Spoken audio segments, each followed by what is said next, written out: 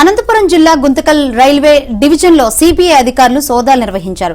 Railway కాంట్రాక్టుల నుంచి పెద్ద మొత్తంలో లంచం తీసుకుంటున్న అధికారులను సిబిఐ అధికారులు పట్టుకున్నారు. డివిజనల్ ఫైనాన్స్ మేనేజర్ ప్రదీప్ బాబు, అకౌంటెంట్ అసిస్టెంట్లు ప్రసాద్, రాజుతో పాటు డ్రైవర్ భాషను కూడా సిబిఐ అధికారులు అదుపులోకి తీసుకున్నారు. నిన్న సాయంత్రం నుంచి సోదాలు కొనసాగుతున్నాయి.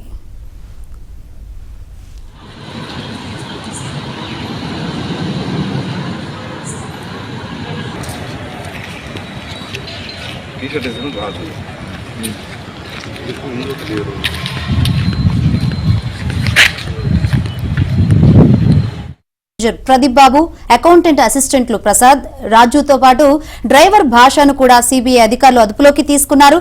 నిన్న సాయంత్రం నుంచి సోదాలు కొనసాగుతున్నాయి.